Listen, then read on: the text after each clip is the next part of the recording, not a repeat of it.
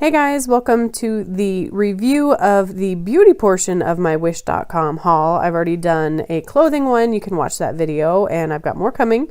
But as you can see in these pictures, I was not quite sure how I felt about these items. I put them to the test, and let's see. So we are going to rank these from worst to winner. And the first item to go, not horrible, but not for me, is going to be the little beauty blenders. Now it's kind of fun because they actually do have slightly different shapes, but I don't know. Like, I mean, they're squishy. First off, they smell horrible, but I'm not really surprised in the whole manufactured kind of way. Maybe it's just because I'm not like a beauty blender do or die kind of person. I just as easily put on makeup with my fingertip or a brush. I probably sound like a beauty heathen to some people, but I could take it or leave it. Next thing, talking about brushes, is sadly the large pack of brushes. I mean, it's only a couple bucks, and there are some nice things, like there's a little spoolie. Kind of interesting that some are two-sided, but when it comes down to it, most of them, they are hard, they are small, so really you're only looking at like eye or lip detail. They're not very well made, because they have little stray hairs poking out of them that you got to trim down if you want any sort of precision. I didn't get a clip of it, but I actually did save one for nail polish remover, like for my cuticles when I get a little messy.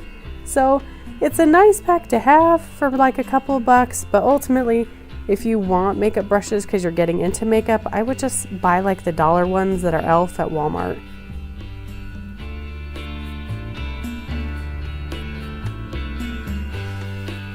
And another thing I'll say is they're just wobbly because they're just a little bit of hot glue. Not impressive, not in any way, shape, or form. And after a couple months, there's a whole bunch that I didn't even use. Next item is going to be, sadly, another brush. Now this brush I actually really do like for a lot of reasons. You can see that there are little strays poking out as well. That's the number one reason that I like it. It's soft, it is nice, it doesn't soak up too much product, but it also is a little trickier to clean compared to my other bigger brushes. Using another tool that I have, I'll talk about that in later part of this video. Next up, voted off the island is the magnetic lashes. I think this was probably one that I was most excited about. I accidentally, or maybe intentionally, ordered 2 sets. Really pathetic. That looks really sketchy. I don't think I'm really that impressed with these either. We'll see. So, you will see lots of footage that I speed up because it is not easy putting these things on. Now, it could be worse. And maybe I'm just being perfectionist, but they don't have any curve at all to them. So they're going flat and straight. So you have to make sure it, looks kind of natural. I found that mine were a little pokey around the edges. Probably could have trimmed them a little bit to help with that.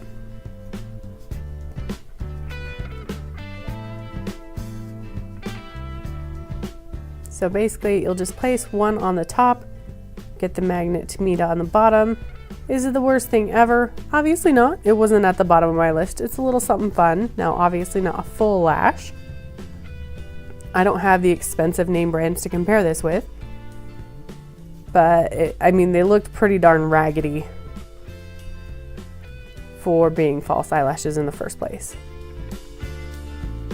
I did get one set that was 1 magnet in the middle, and then one set that was 2 on the outsides.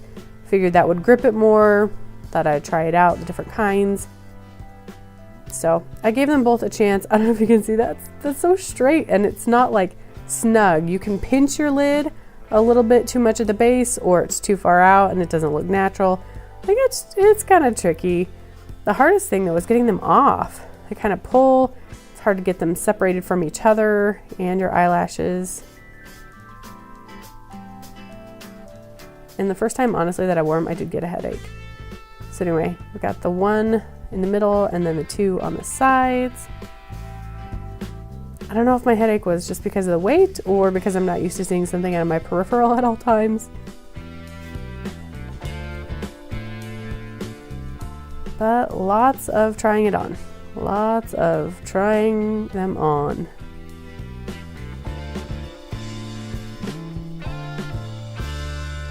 So this was my second and third time ever trying the magnetic lashes. And you can see it wasn't, just a snap. Obviously there's a learning curve to everything. But unfortunately, we do witness here, in just a moment, there was a casualty. There was an eyelash casualty, and this just cannot happen. Another thing that I didn't notice until I was filming this, or editing I should say, was that little speck there. That little speck is the magnet, and that just does not look natural. So I decided to try, again, this is only my second time trying kind of regular falsies with glue, and I just felt like it went smoother. I don't think I got them maybe as close to the natural lash line as I could have to make it look more natural. And of course this is more of a va-va-voom because it's a full lash instead of just a partial.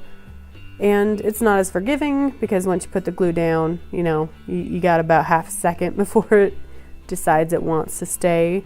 So they are tricky, but at the same time, that does not look horrible. And it took me a minuscule fraction of the amount of time that it took me with those magnetic lashes. So kind of a fun look. I think I could really, really get into this false eyelash thing. Just saying. I might work from home and be in my pajamas a lot, but night out on the town. Though I will say, at the end of the day, when I was wearing these, I guess I didn't get enough glue on. I mean, do people with regular falsies take glue in a mirror in their purse? Because it was looking a little raggedy. And the magnetics, it'd just be easier. Just have that mirror and readjust. These you would need glue. Either way, I decided to give you an alternate option. Maybe something you could do. Because, brows are all the rage these days. You're welcome. Next viral trend right here. Next up on the chopping block is this little old silicone pad. How can you go wrong with the silicone pad, you say? Well, we'll talk about that and I'll show you what's going wrong. But it's pretty simple. Put in some water, you put in some brush cleaner, you rub your brushes on there. I do like that it has the different textures. Some are better for big brushes, some for small. But you'll see here the suction cups are just garbage. It won't stay put, you have to hold it. I don't know if this is a regular problem with these because I've never bought a cleaning mat before. But kind of just really annoying, how hard is it to do a decent suction? Apparently pretty hard. It does help get things clean though. I did learn from my own reference to do more of a damp brush than with all that water. And it gets them clean. But it does take 3 days for those big brushes to come out dry. So I did actually buy one of these little spin brush things. And I have a whole nother video with a review. Both a silicone pad similar to this with good reviews and this are going to be in my Amazon shop. I like having them both because you get the dry brushes and then also with the silicone pad you get cleaner brushes. And there you go. I don't hate it, but it did let me down. I'd say that it sucks, but it apparently doesn't. Okay, next up, eeny, meeny, miny, mo. Next to go is for the eyebrow. Oh, no, that, I don't know, I can't run. Okay, eyebrow, I almost said molds, stencils. So I'm okay with my eyebrows. I feel like the good Lord gave me some decent ones. I didn't over tweeze. They're not too bushy, but trying to keep up with the trends, I figured it would be fun to try these.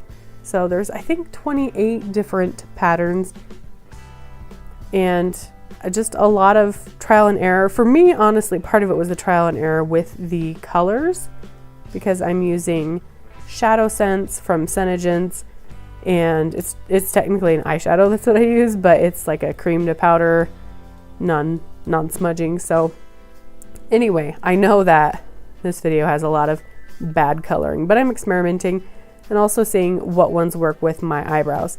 Now there's a lot that I would never use with my eyebrows because it just is a weird shape and would look out of place. But I do plan to do my makeup artist certification, and maybe I could use them on other people. Now, would it be weird if I did different shaped eyebrows every day? I don't know. Is that weird? Like, would people notice that?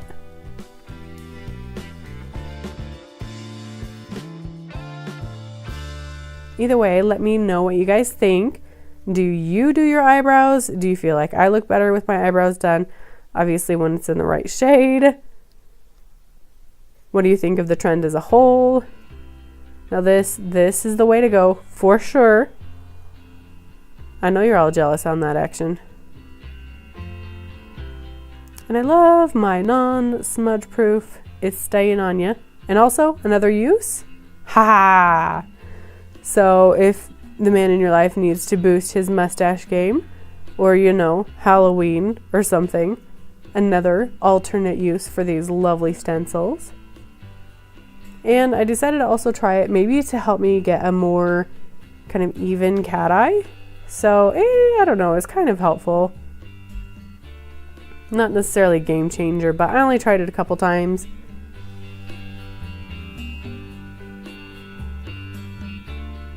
I do actually have a couple of orders, more from Wish.com because they're addictive, coming in the mail.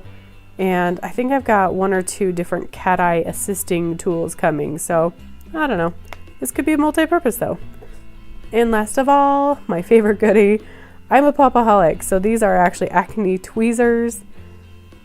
And they help get acne out. So we've got more of these straight guys. We've got a slanted. And we've got a curved, which is probably my favorite, the curved. Right there.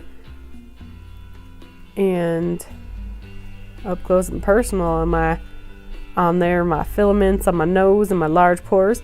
And I did get a little scab because the edges are kind of, raw, sharp. So be careful that you're not squeezing too much. You can actually hurt your skin. But I did get something out from there and up higher. Like just the fact that they have the little, I don't want to say puncturing, but you can probe, which is what I decided to do here as an experiment. So I probed the larger pores on the one side of my nose, just kind of loosen up the gunk. And then I did the Biore strip. And if you want to look away now for about a minute, otherwise if you're weird like me and you're like, look at the satisfaction, so much came out. So this is the side where I did the probing, and I just feel like there's a good amount of gunk that came out. And on the other side, like there's stuff, but not as much. I feel like it really does do good to just loosen it up to be able to get it out. So anyway, why did I include so many shots of this? I don't know, but maybe if you're a popaholic like me, you will appreciate that. But that is probably my favorite item out of all of these. I will continue to use it forever. Just sanitize regularly. Thank you so much for joining me here on Jen's Lemonade Life, taking a watch at my little review and haul here. Also make sure to check out my clothing haul, and I will have other items out, cooking and crafting stuff, and also for my cute little puppy, I got a bunch of stuff from Wish. I hope you subscribe. I hope you make the most of your day. Make it bold, make it beautiful, and make it big. Have a good one. Bye.